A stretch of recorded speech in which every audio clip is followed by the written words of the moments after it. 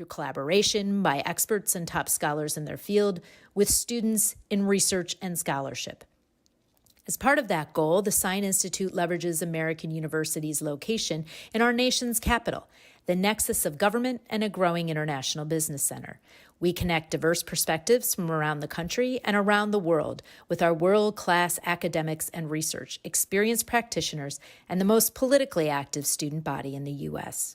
We stand apart through our focus on the role of business and the nonprofit community in public policy, the rise of the importance of economic regions in the United States, and international policy issues. Our focus is to make an immediate impact at the intersection of policy and politics that leads to real and lasting change.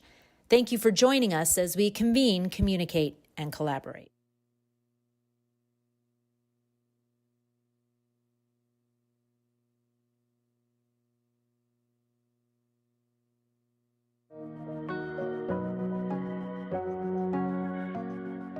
My name is Sylvia Burwell, and I am a Sine Fellow.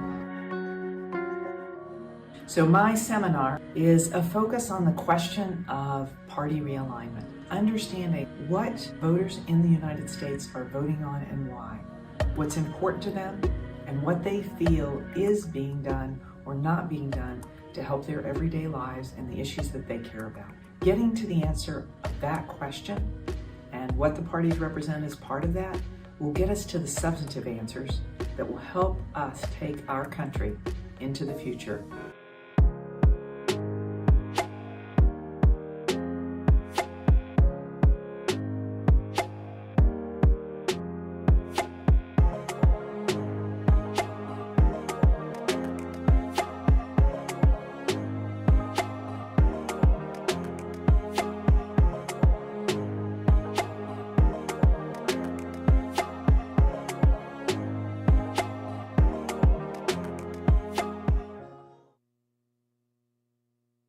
The Sine Institute of Policy and Politics is American University's incubator for policy innovation.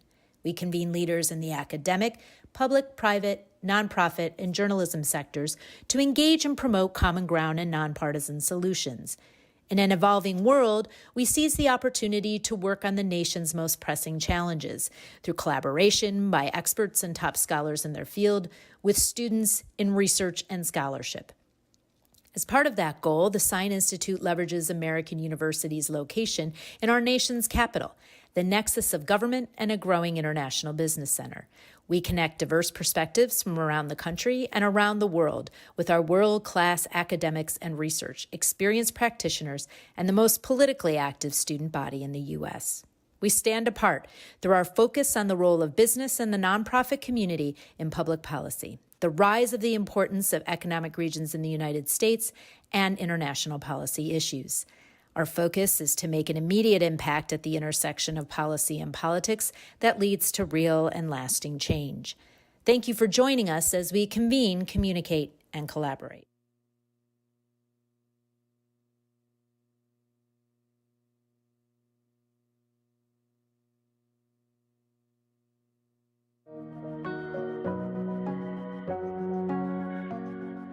My name is Sylvia Burwell, and I am a Sine Fellow. So my seminar is a focus on the question of party realignment, understanding what voters in the United States are voting on and why, what's important to them, and what they feel is being done or not being done to help their everyday lives and the issues that they care about. Getting to the answer of that question and what the parties represent as part of that will get us to the substantive answers that will help us take our country into the future.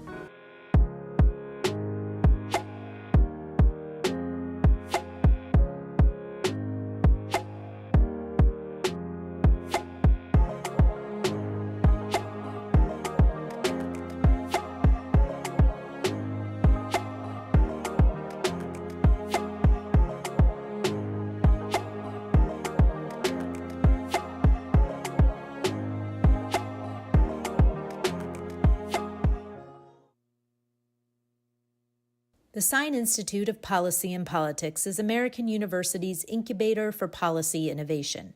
We convene leaders in the academic, public, private, nonprofit, and journalism sectors to engage and promote common ground and nonpartisan solutions. In an evolving world, we seize the opportunity to work on the nation's most pressing challenges through collaboration by experts and top scholars in their field with students in research and scholarship.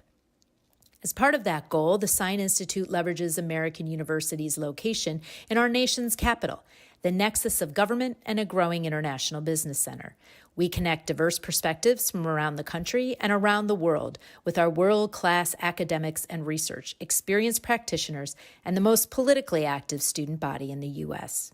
We stand apart through our focus on the role of business and the nonprofit community in public policy, the rise of the importance of economic regions in the United States, and international policy issues. Our focus is to make an immediate impact at the intersection of policy and politics that leads to real and lasting change. Thank you for joining us as we convene, communicate, and collaborate.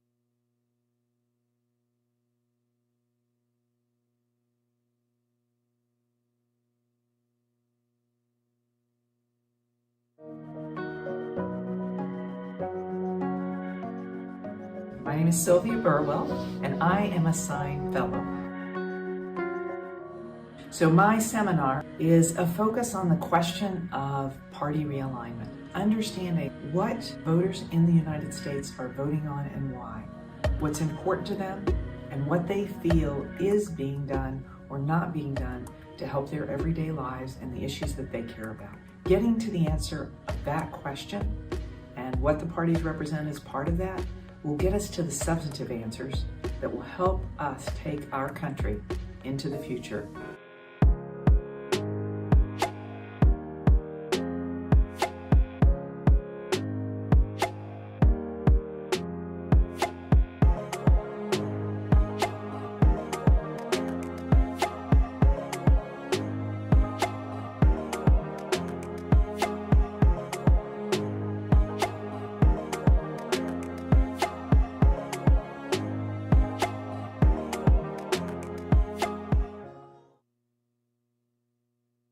The Sine Institute of Policy and Politics is American University's incubator for policy innovation. We convene leaders in the academic, public, private, nonprofit, and journalism sectors to engage and promote common ground and nonpartisan solutions. In an evolving world, we seize the opportunity to work on the nation's most pressing challenges through collaboration by experts and top scholars in their field with students in research and scholarship. As part of that goal, the Sine Institute leverages American University's location in our nation's capital, the nexus of government and a growing international business center. We connect diverse perspectives from around the country and around the world with our world-class academics and research, experienced practitioners, and the most politically active student body in the U.S.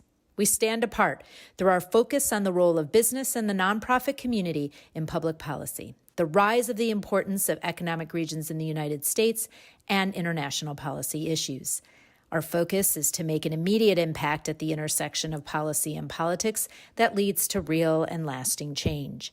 Thank you for joining us as we convene, communicate, and collaborate.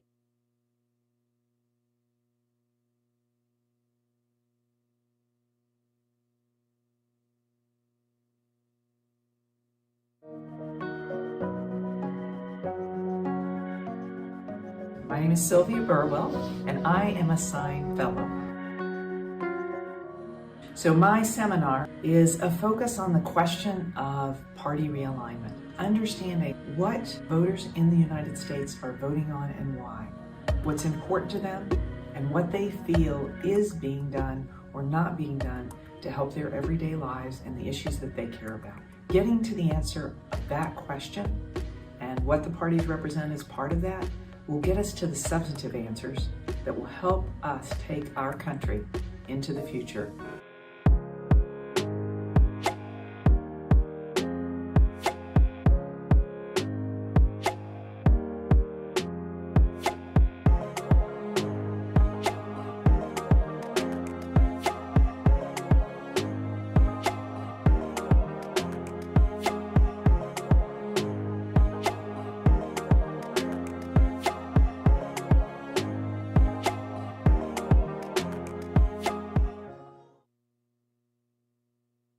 Sine Institute of Policy and Politics is American University's incubator for policy innovation.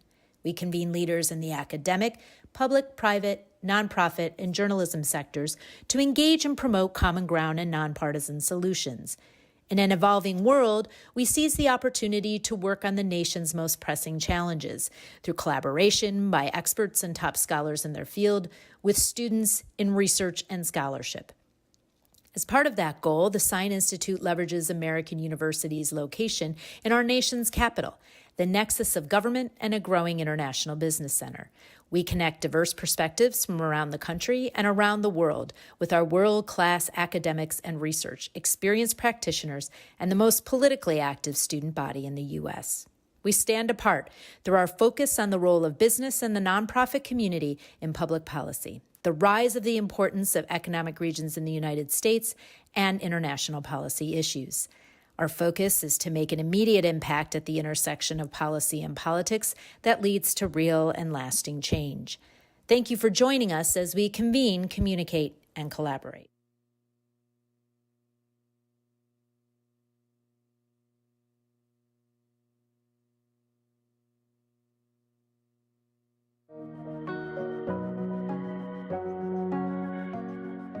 My name is Sylvia Burwell, and I am a Sine Fellow.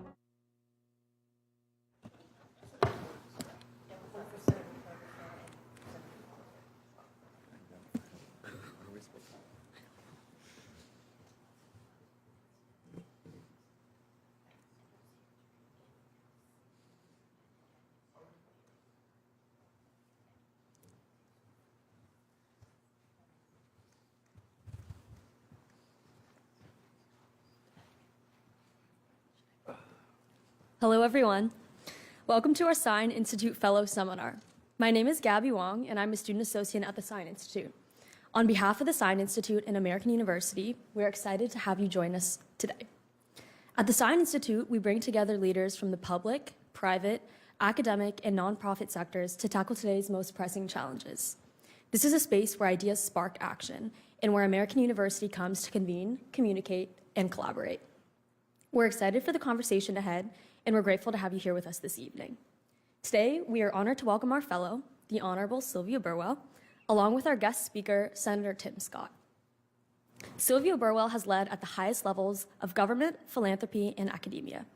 As the 15th and first female president at American University, she led initiatives that expanded research, funding, achieved carbon neutrality, and strengthened AU's global impact. Previously, she served as Secretary of Health and Human Services and Director of the Office of Management and Budget under President Obama.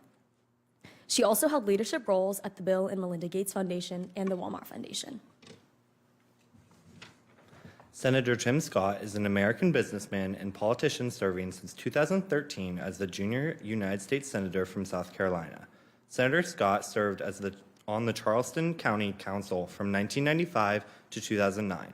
Was a member of the South Carolina General Assembly from 2009 to 2011, and represented South Carolina's 1st Congressional District in the United States House of Representatives from 2011 to 2013.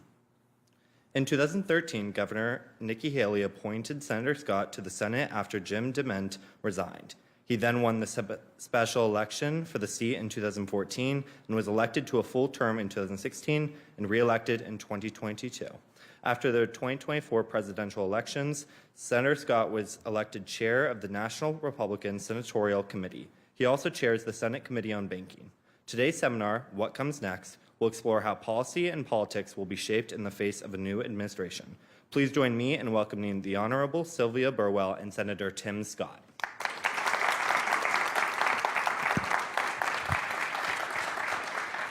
Senator, first, thank you so much for making time for us and our community, especially for our students, to have the opportunity to hear from you. And I also want to thank our friend Trey Gowdy, who helped make this possible. And want to begin, welcome everyone. Thank you all for coming. It's unusual that we're not on our campus to do a seminar, so really appreciate everyone making the effort to come to the Hill so that we could do this, and all of those that are joining us on the live stream. glad you're with us too. And want to just talk a little bit about the seminar. So this seminar is part of a series. The seminar's name is From Dolly Parton to Shaboozey, is the 9 to 5 over? Are we in a party realignment? And the reference to 9 to 5 and these two artists are really about some of the hypotheses I had going in about is there a realignment and what's causing it? And I hope we'll talk about that. I'm singing Dolly Parton's 9 to 5. 9 to 5. Well, then I will sing Shaboozey's, My Baby Once. This 9 to 5 ain't working. So that's what this is about. It's a series of seminars. And we, at first, actually, the first seminar, we had a professor from AU named Liz Suhay who talked about what is a realignment in the history of realignments in the United States. This is something that has happened, what it looks like and what happens and what we mean by realignment. The idea that voters may be voting on different things, parties may represent different things, or the perception of the parties may have changed, even if they may not think that that's happening. Then the second one was with Amy Walter from the Cook Report. And so we got a lot of statistics and analysis that's based on elections over the last 10 to 12 years. And today, having the next, which is a little more engaged in what all of it means for the future. So we'll do a little bit of analysis of where we are. But before we jump into that topic, I thought it would actually be helpful for everybody if you could just spend a few minutes on your journey, the journey that brought you to the United States Senate. Yeah. So I was raised in the Deep South, South Carolina. Go Cox. Not a Tiger fan. I'm a Gamecocks fan. I know that we're live streaming this, so to all my Clemson fans, I apologize for telling the truth, but I'm still a Gamecock fan. I grew up in North Charleston, single-parent household, mired in poverty, and wondered if the American dream was alive and well for a kid who grew up as I did. And for a lot of years, I didn't think it was. As a matter of fact, as one of my running jokes is, as a freshman in high school, I was so disillusioned, low self-esteem, devastated by poverty, no father around. I just gave up on life and almost failed out of high school as a freshman. I like to stand. Is it okay if I stand? Oh, please. Yeah. Please. My mother wanted a preacher. She got me, so y'all pray for my mama too. So I failed my freshman year. I failed world geography and civics. Civics is like the study of politics. Not very good. I failed Spanish and English. When you fail Spanish and English, no one calls you bilingual. No. They call you biignorant because you can't speak in any language. And that's where I found my unhappy self. And so literally I found myself wondering if this thing would ever come together. I had a solid, powerful, praying mother who believed that this country offered more opportunities than anybody else. She had seen change start and was hoping that it would hit our household as it was coming through the country. And I also met a Chick-fil-A operator who was a small business who started talking to me about thinking my way out of poverty and not simply hoping and praying that my time in the NFL playing for the Dallas Cowboys. I know everybody here is a Cowboys fan. Let me talk to you for a second. God bless you. There's got to be at least one in the house, one smart man in the house. With the best hair, by the way. I wish I had hair, too. And literally, I thought that was my way out of poverty. And frankly, my mentor taught me that you could start a small business, have a backup plan. And if you started a small business, then you'd have more margin in your time and in your account, your checking account. And he said that as a poor kid, if you want to make a difference, one of the ways you can make a difference is getting involved in public service. And he said, you like student council a lot. Why not try politics? And I started investing time on campaign trails and then decided to run for local office and spent a lot of time in local office, more than half my career on the local side, and then finally decided to go full-time in 2011. So most of my life has been spent either in business and or in part-time political work. But time in Congress really has been very enriching in many ways. But ultimately, it was the pain of poverty that kind of oriented me towards trying to make a difference in the world. I developed my mission statement to positively impact the lives of 1 billion people with the message hope and opportunity. Opportunity has a lot to do with financial literacy. And so I wanted to find the biggest microphone to make the biggest difference, helping people living in poverty believe that the country would offer them the same opportunities it has me, and that led me into full-time service. That is great and helpful. I hope it's helpful to everyone. And I think it actually leads into the next question. So this question of, has there been a realignment? Let's first speak from the Republican Party. And so you decide to engage in politics. And, at that point, even at the local level, you have to make a decision about what party to be with. And could you start by helping us understand what did you believe that the Republican Party stood for at that time?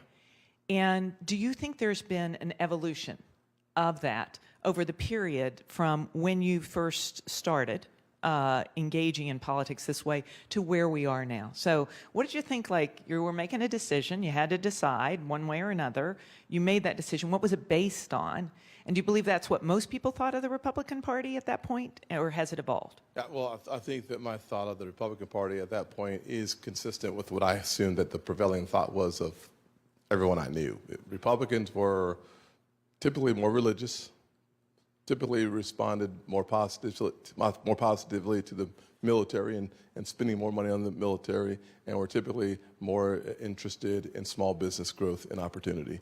And I think that was exactly what I thought of the Republican Party. My brother was in the Army. My dad, even though I didn't grow up with him around, he was an Air Force guy. My other brother went to the Air Force Academy. So the whole thought of a party that really responded positively to the military and funded the military, I think that's exactly who we were. And when I started running for office, and certainly when I ran for Congress, the whole notion of a smaller, less intrusive government was exactly what I wanted with the Republican Party. So I thought that's who we were. Where are we today? I think there's been a drastic realignment. Are we still the party that is a faith-filled party, strong on the military and strong on small business? I think mostly that's still true, probably weaker in some areas, but stronger in other areas. But what's really transformed, and especially this last election cycle, is we saw a working class group come together in a way that we haven't seen previously. Typically, politics, left and right in different ways, but similar outcomes, have had more of an identity politics feel to it.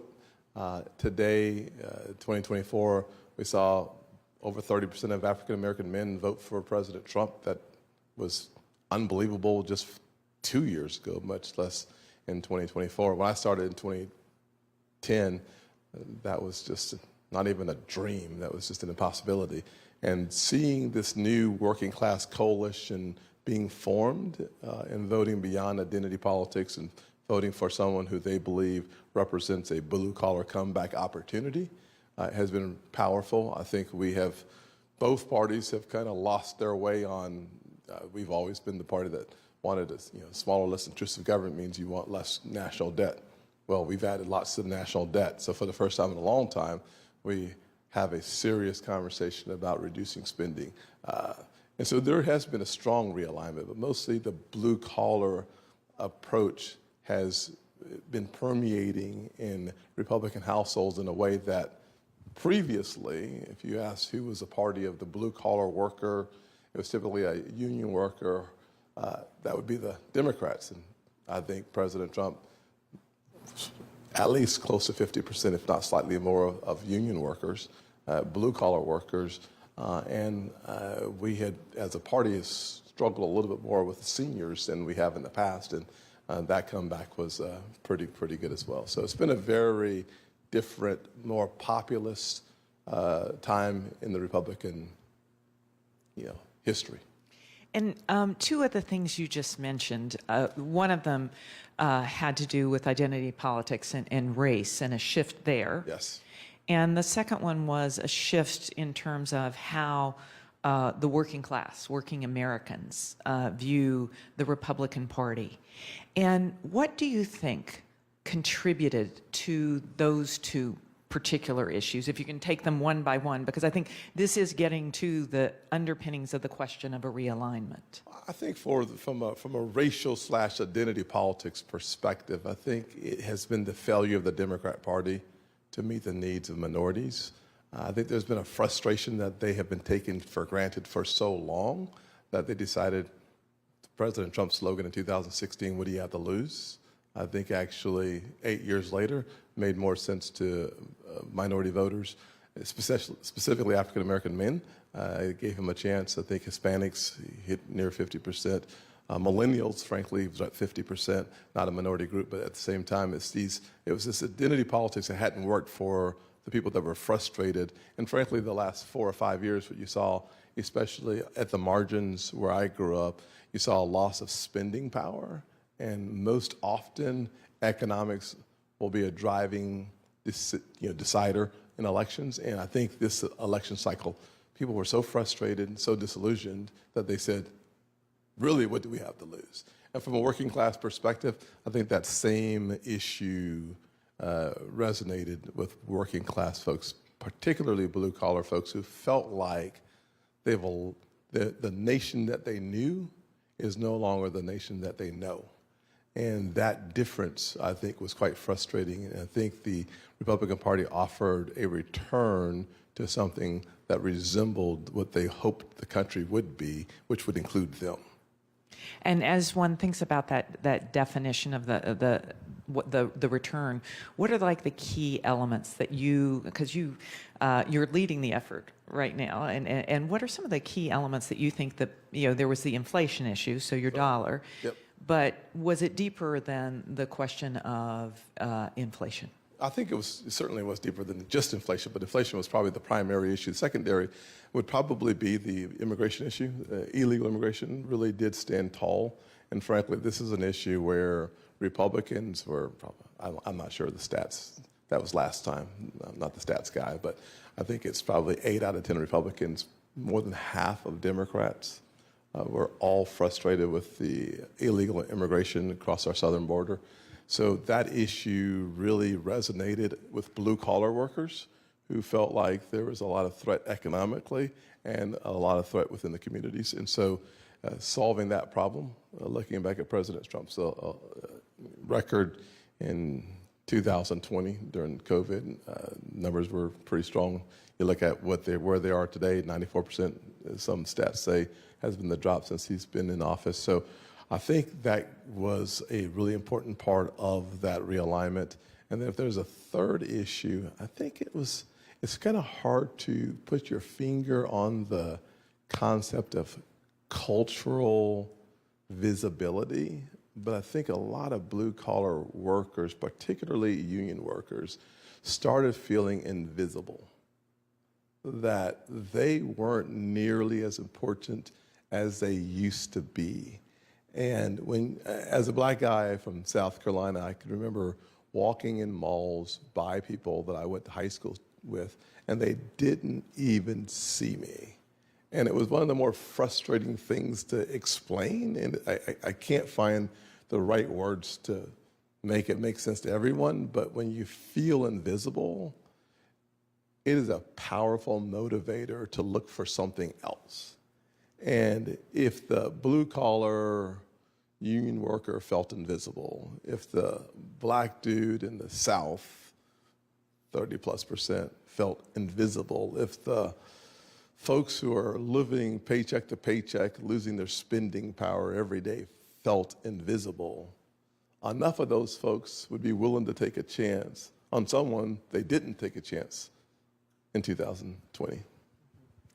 And thinking about it, that's helpful. And thinking about it from the Democratic Party, as you think about the Democratic Party and what it stands for, you talked a little bit about that, but could you say a little bit more about how you think it's evolved over time? You've been in this, for a while, and so, do you think there's been a substantive change in the party, or do you think this is perception, or how do you think the other side that is contributing to this in terms of it's not just one way or another, but the Democratic Party needs to think about these questions too? Well, I think one of the and this may offend some of my Republican friends a little bit, apologize in advance, but I want to say it anyways. Either the Democrats lost the voters more than we gained the voters. And I think it's really important to recognize the fact that they're not your voters until you win them. The fact that you lose them, that's on you. The fact that they voted for us, that's not yet on us. I think we have to actually produce something consistent with the results that we were selling that tells them that this is a new home. We are not there yet. in my opinion. I think we have a little ways to go before that's true. So perhaps why did this realignment on the Democrat side push voters away? And it's hard for me to speak about that, except for 80% of my family probably are Democrats. So I have some familiarity with talking to my friends on the other side of the aisle every day when I talk to my friends and family at home. And I would say that they would say that the compassion that they used to feel from the Democrat Party turned into an obligation. You want to have the compassion. You feel like these folks are fighting for you. And that kind of was not purged, but it kind of just bled out over time. And what it felt like, they were making this decision based on historic memory. I remember when, back then, they were with us, fighting for us on the front lines. And now we're making a decision not based on what has happened recently, but what my mother or my grandmother taught me about the party. And I think enough folks said, I don't really feel like the party's really standing up for me. And in the world where we live, in so many districts these days, your fight is in the primaries. Whether you're a Republican running for office or a Democrat running for Congress, the fact of the matter is that the vast majority of the districts will be decided by the primary fight. And when it's a primary fight, whether you're on the right or the left, it will be the more extreme elements of the parties that will dictate and determine the outcome of those elections. And on the Democrat side, the more extreme elements of the party they've pulled the party so far to the left that the common sense person who says this party's always stood up for A, B, and C, they hear the same words, but they don't feel the same meaning. And I think that allows for the voters to drift away from the party and makes them eligible to make a different decision while not yet being Republicans. So, you said something that I think is when I did this seminar, you said something that was kind of my hypothesis, which was we are in a realignment. Realignments don't just happen in one election. Sometimes there's a seminal election that has a very important thing, like the shifts that we saw in, Black men, Hispanic men, youth, and people coming to vote were pretty things that would make you stand up when you look at those numbers in this particular election. But I still don't think it's one election. It's over a period of time. And this gets to where we are, which is, do we really have one or do we not? And that actually brings me to my next question, which is about substance. Because I actually believe that in the end, good substance is good politics. In terms of people, they know what they feel. To your point, you know what you feel. Yep. You know if you can't take care of your family. You know if you've got health, health is a drag on you. You know what you feel in terms of the things that are most important to you. And so this question of the substance of these issues, and interestingly, one of the things, how do you think about the key substantive issues that make this not, and some would say it's about an individual, and I actually don't believe that. I believe there is an individual that has helped this, has moved this along, and is an incredible communicator and knows and understands what you said about the working class and those kinds of things. But I actually think it's deeper, and I'd love to hear your thoughts about what you think are some of the key substantive issues. Because, for example, immigration being the cause of the both employment and inflation issues, it is an important issue, but the real substantive answer when you think about the issues of technology, to be fair, trade, as well as immigration, it's not one thing that causes those kinds of things. So what do you think are the core substantive issues that drive the realignment further? Let me say, I think you're so smart. It's interesting. I'll say it this way. We can sell people on what we want you to conclude is the reason why you're making the decision. And you may agree with the conclusion that we give you as one of two alternatives. See, option A or option B. And you'll choose one because you have to. It's kind of like you choose a Republican or Democrat because you kind of have to. I guess you can go with the Green Party or an independent. Typically, you're going to choose between the two choices you have on the table. I think when I talk about people feeling something, that what their instincts do better than sometimes your thinking does is it gives you more information to hold on to that you can't always articulate, but it leads you to the conclusion.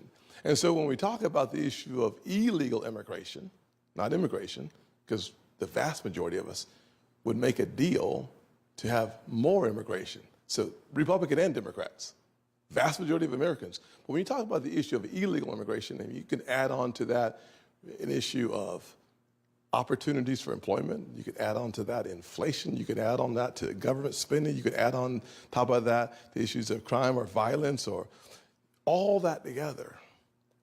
Someone's instinct says there's something happening in the country because of this underlying issue that covers a number of topics, and I don't know how to articulate it, or I'm afraid to articulate it because of what my friends and neighbors may think.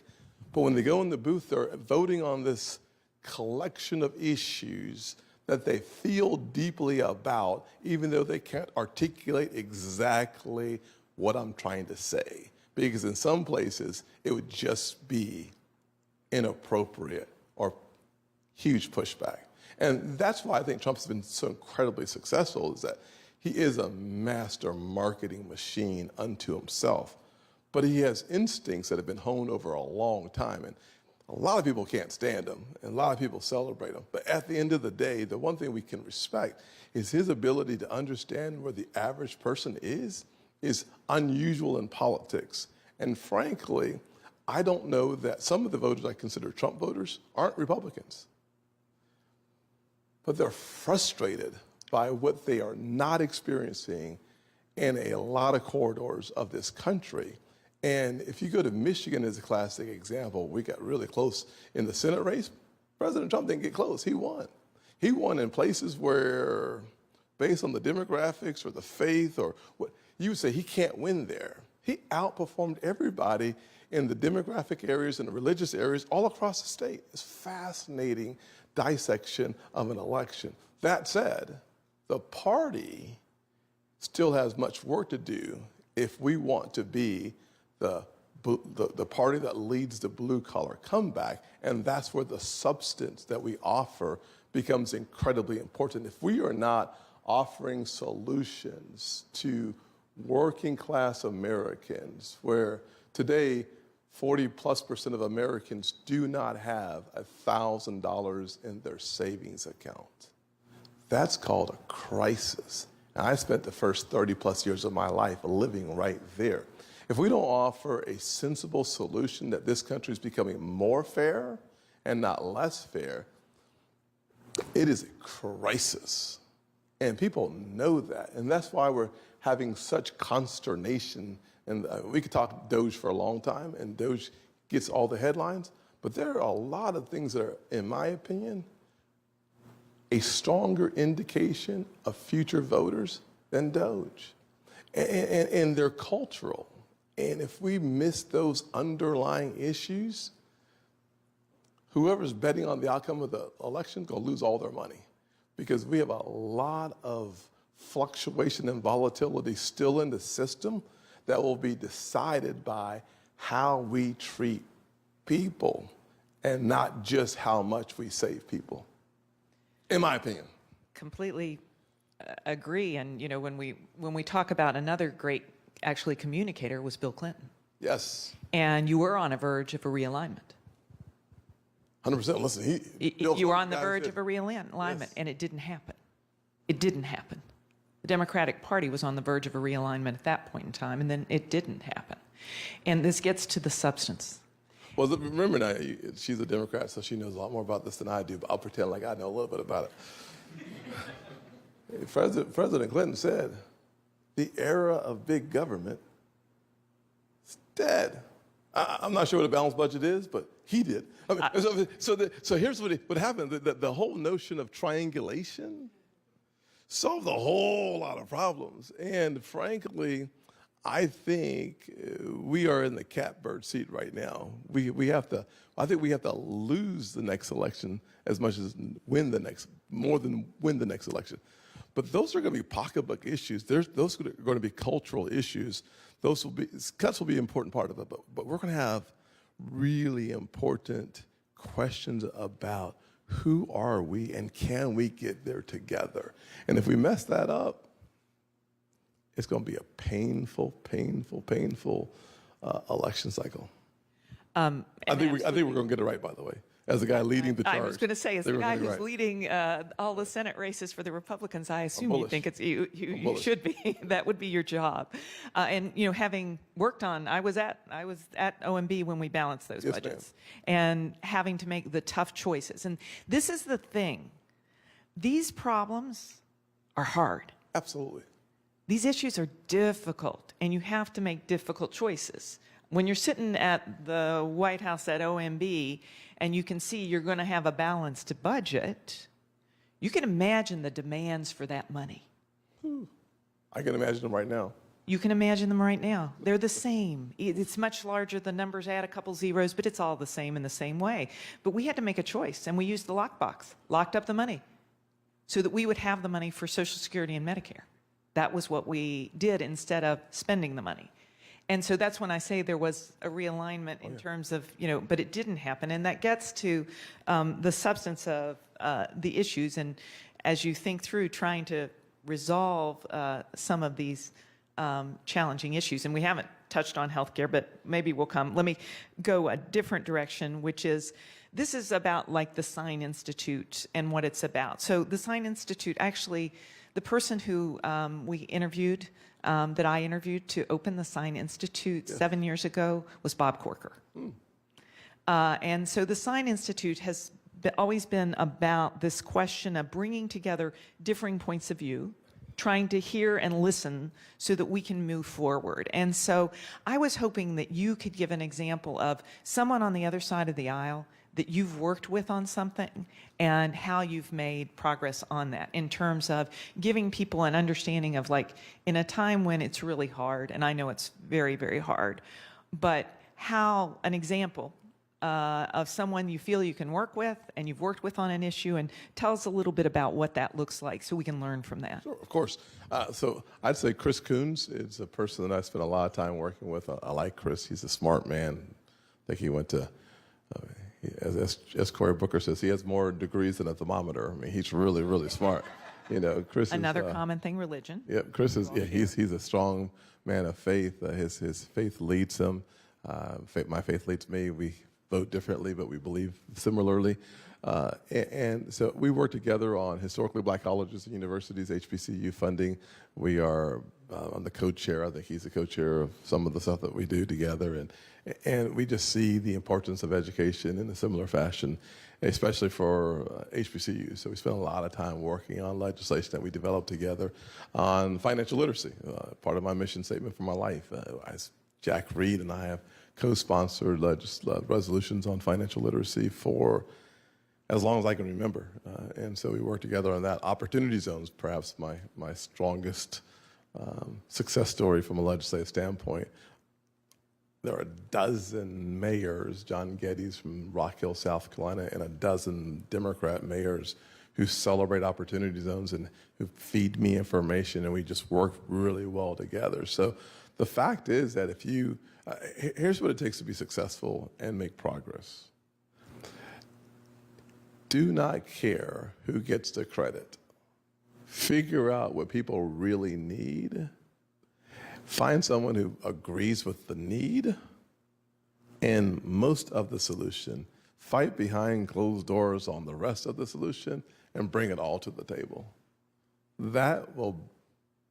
You'll have more legislative victories and more people in this country who will never know who you are will celebrate the opportunities that they have been afforded because you did the right thing. And there is something incredibly meaningful deep in the well of your soul that makes that pursuit worth it. Thank you. So we've focused on kind of up to now. As we think about the next 3 years, and you touched on it some, but like, what do you think are going to be the substantive issues that the American people are going to go, and actually it's 2 years in terms of the midterms. Let's just even focus on the midterms. And what do you think are the substantive issues that people are going to go to that ballot box on? You've talked about them in an economic way and a cultural way, but what are going to be the key substantive things? I mean, we're in the middle of talking about a lot of things right now. We're talking about a reconciliation and extending tax cuts. We are talking about Medicaid, and the advanced premium tax credits in the health space. We are talking about, I won't talk about it in Doge terms, but we are talking about the basic functions of government, whether that's, can you go to your Social Security office?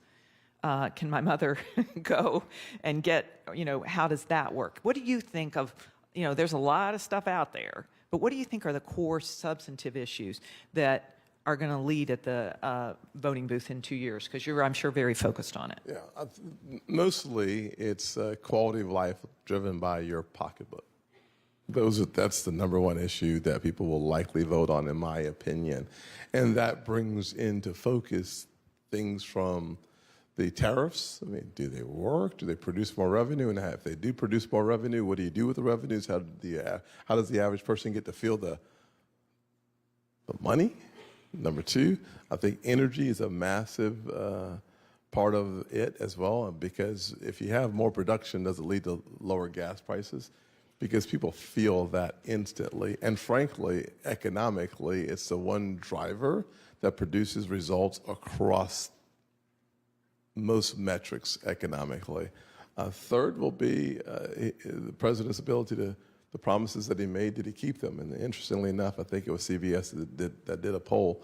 77% of voters, Republicans and Democrats, conclude that he is doing exactly what he said he was going to do, even if you hate it or even if you love it.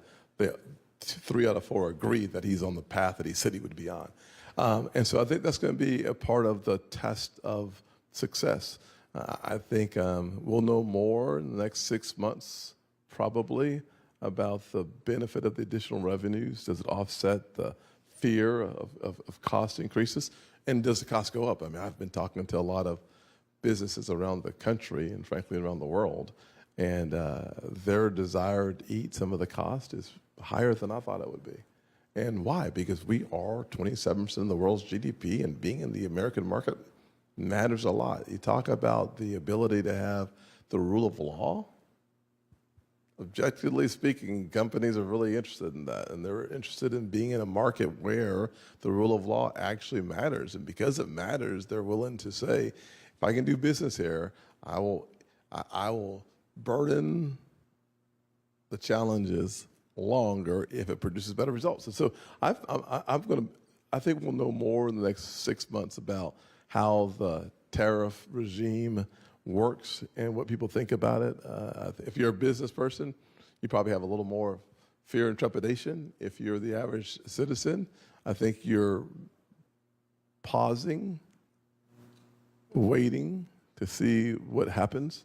And I think we'll have a lot of answers in 90 days. We'll have more answers in 6 months. And then we'll understand the impact in a year. A big bet. Well, listen, life is a big bet. Anyone who doesn't understand taking the calculated risk is the only way to make significant difference, you might live a good, normal life. But if you want to be a world-changing agent for good, you're going to have to step out of your comfort zone.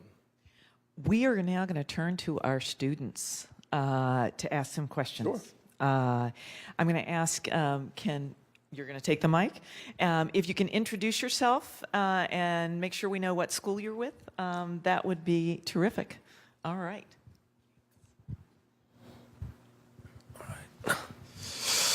Hello, Senator Scott. Thank you for having us. I'm Ahmet Aytekin, a student associate to Sylvia and a Master's of Finance student at Koga School of Business.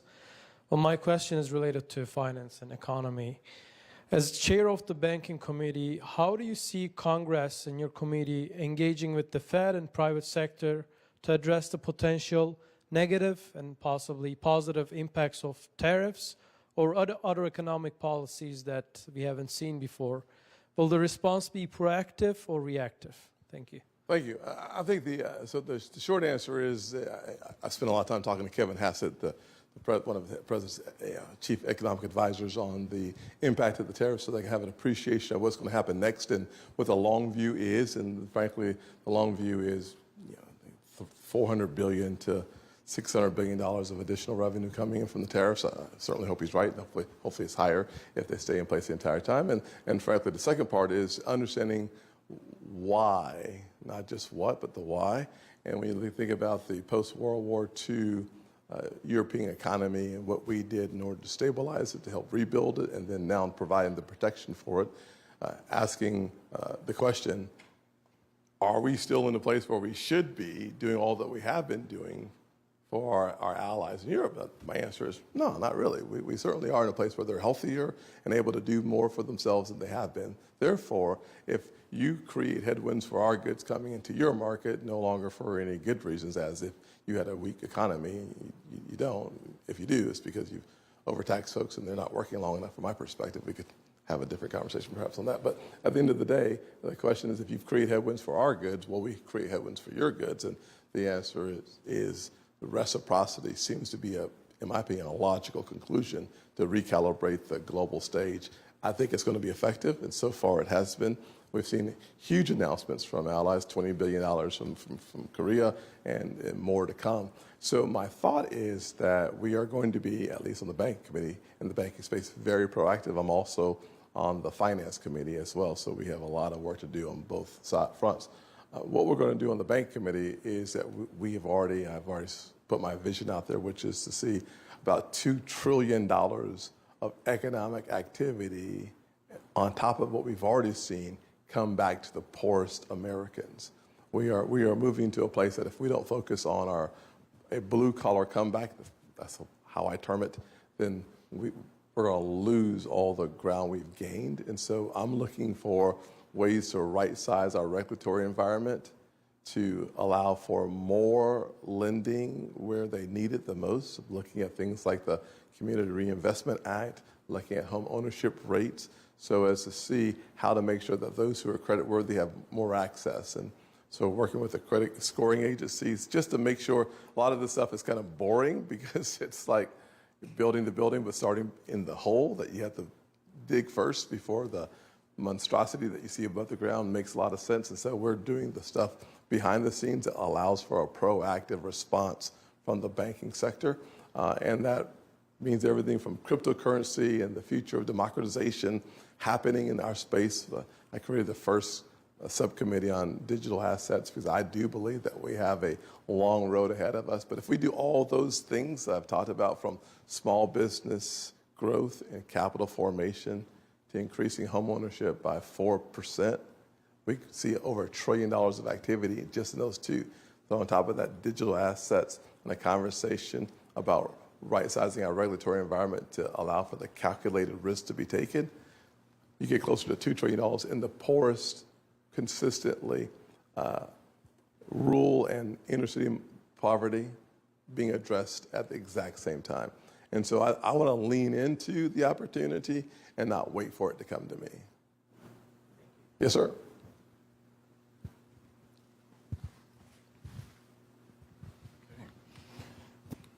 Good afternoon, Senator Scott. My name is Tyler Brown DeWeese. I'm a senior studying political science with a minor in public administration and policy. I'm one of President Burwell's student associate, and I like to stand also. I'm churchy. I have a churchy background also. All right, so, sounds good. Let me stand with you then. Sir, yes, sir. I got all these smart kids rating stuff. Like, why do you read it? You guys are so smart already. Man. Well, please continue. So I kind of have two questions. I can only do one. Okay. I'm just So you can ask the both. past, Yeah. So the past 2 days, the nation watched Senator Cory Booker stand on the Senate floor and talk about, the President Trump and Elon Musk. Yes. So how do you feel as an African American senator that he beat Strom Thurmond's longest filibuster speech on the Senate floor when he was filibustering the 1957 civil rights legislation? And also, how do you feel as a Republican that he was going against your party's leader and Elon Musk? And the second question is, will you bring back... That was 3 points. Sorry. My apologies. Brother can only read one at a time. That's my reason why. My apologies. Yeah. And the second question is, will you reintroduce the Justice Act with Cory Booker again? And what could y'all do better this time to ensure that it passes, under President Trump or, in 2028 when there's a new president? Sounds good. Let me start with the 4 questions you just asked. Trying to remember all of them. Okay, so I'll start with the first one that I kind of sort of remember. How do I feel about Cory breaking Strom Thurmond's record? I'm just glad it wasn't me trying to stand up there. I was trying to figure out how was he going potty? I mean, it's just, honestly, 24 hours is a long time for a brother to hold on to it, right? So at the end of the day, I'd say this. From my perspective, the last person who did it was Strom Thurmond when Strom was a Democrat. So I don't feel much about it when a Democrat beats a Democrat record as it relates to staying on the floor for 24 hours plus talking. Now, all senators like to talk, but 24 hours is a long time talking, okay? So I don't have any feelings about that. Having Cory, my good friend, talk about President Trump and or Elon Musk, how do I feel about that? Not at all. I would not expect Cory to do anything other. He's a part of the leadership of the Democrat Party. What else is he going to talk about? He's not going to talk about his party. That would be terrible. So he's going to talk about my party. And he and I work together on opportunity zones, a number of other issues, to include trying to figure out how to get the Justice Act signed into law. I will say that the way that happens is for us to get back to the table. Now, we have worked after all the media stopped covering police reform. He and I kept working for another 18 months on it. And so things like protecting an officer's qualified immunity is critically important for me, and was something that he came to the table. He wanted more it's called dual response. So if you have a mental health episode, you want to have someone with a mental health background go along with the officer. We were able to get a lot of that funded. As 70% of the legislation was consistent with what the Democrats and the Republicans wanted. We had 30% of disagreement. My thought was, if you got 70% done, why don't you call that a bill and pass it? And the answer is because there were people, not Cory, but others, who would rather hold it hostage in order to make it perfect. Well, in this case, perfect has stood in the way of really good legislation that would provide more funding for mental health care, more funding for PTSD, more funding for training. But parts of my bill have already been passed into law and signed 5 or 6 years ago when we first started the conversation. I think it's critically important that we keep our eye on the ball. And if we do that, I think we'll have another bite at that apple. Was there some question I didn't answer? Okay, great. Okay, good.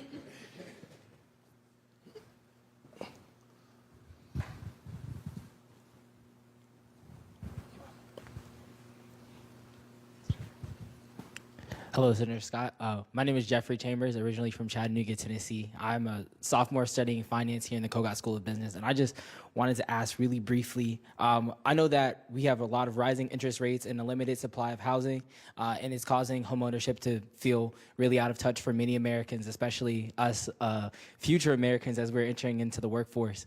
So what federal policies or sort of areas do you believe that we can actually start talking about increasing homeownership in America, but also making sure that, we're having these conversations about what home equity is or why it's important to actually start, building up your ownership of your home or building up that assets within your family and increasing that, things like that. Thank you, Jeffrey. I'd say the short answer on the why, I know you as a finance major already understand this better than those of us who are political science majors, which would be me and one of you guys over there too. You? God bless you.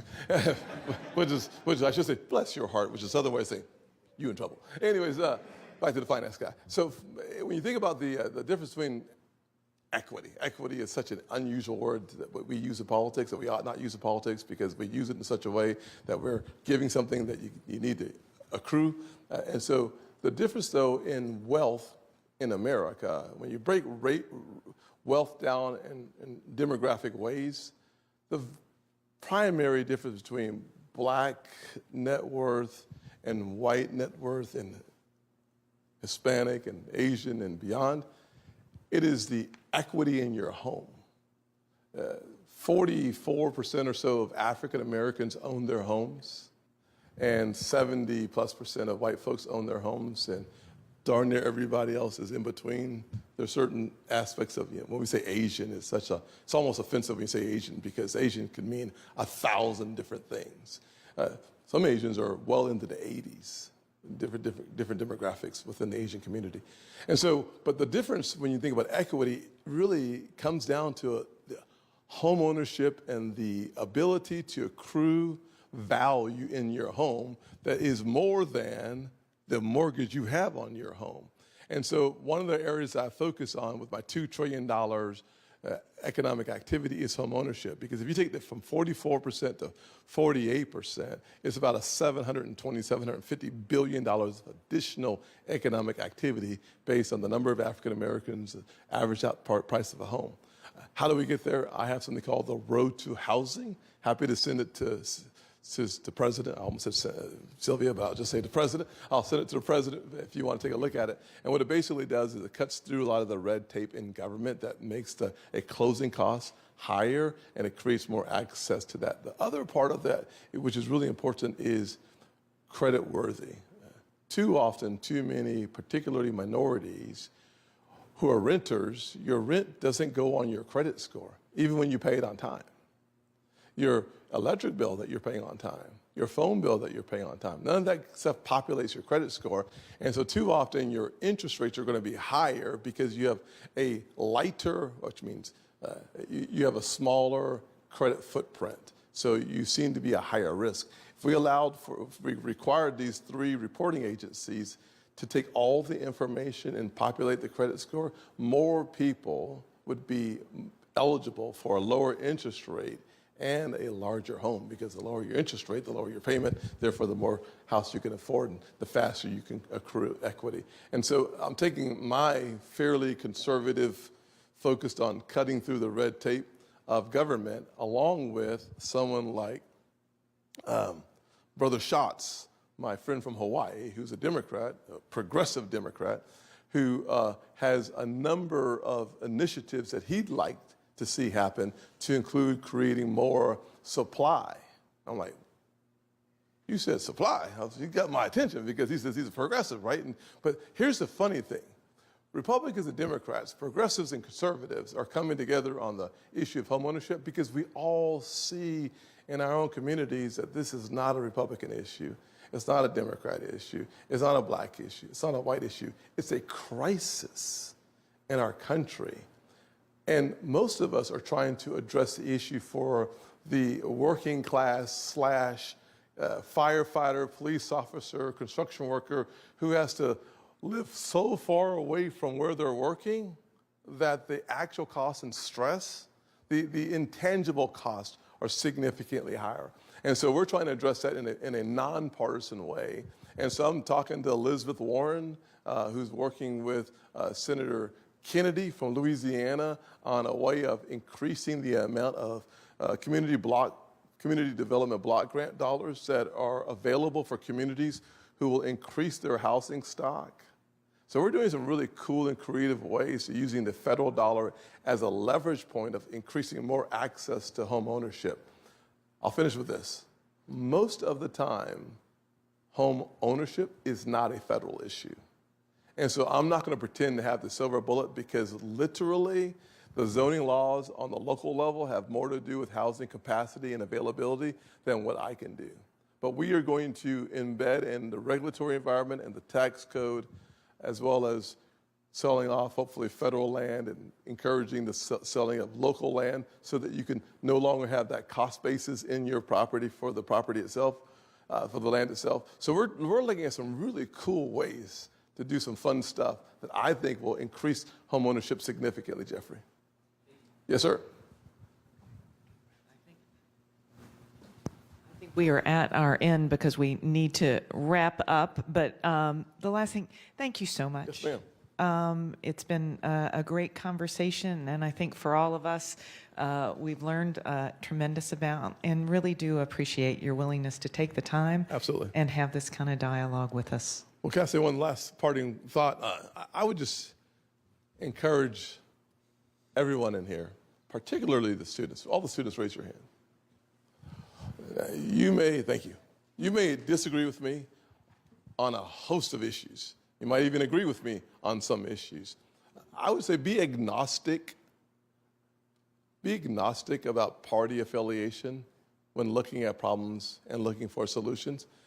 Do your very best to try to purge your own biases out of the issues before looking for solutions. One of the things I have learned that the more agnostic I am about problems and solutions, the more likely I am to find interesting answers with people who vehemently disagree with me.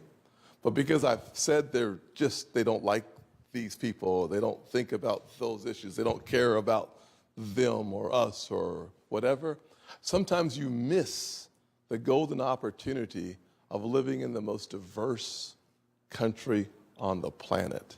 And our diversity is actually our greatest strength. And if we understand that, then we understand the power of being able to disagree without being disagreeable. And if we could ever embrace that notion, we will solve more problems faster than ever imagined.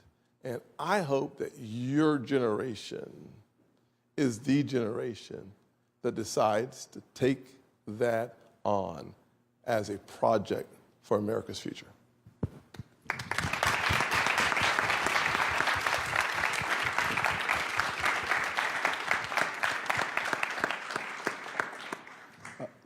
Hi, everyone. My name is Alex Moskowitz. I'm another one of Sylvia Burwell's student associates. And thank you so much for joining us for this much-needed bipartisan discussion. Here at Sine, we always say convene, communicate, and collaborate. And that goes well beyond this room. So please keep these important conversations going with your colleagues and your communities. Thank you to Senator Scott and AU School of Public Affairs for making this event possible. And if you enjoyed this event, Sylvia Burwell will be back with her career conversation on April 17th at AU. If you want even more Sine in your life, our next seminar is with Tara Palmieri from Puck News on April 7th, also on AU's campus. For more information on these events, stop and grab a postcard at the table outside. Thank you all for joining us, and let's give the Honorable Sylvia Burwell and Senator Tim Scott one last thank you.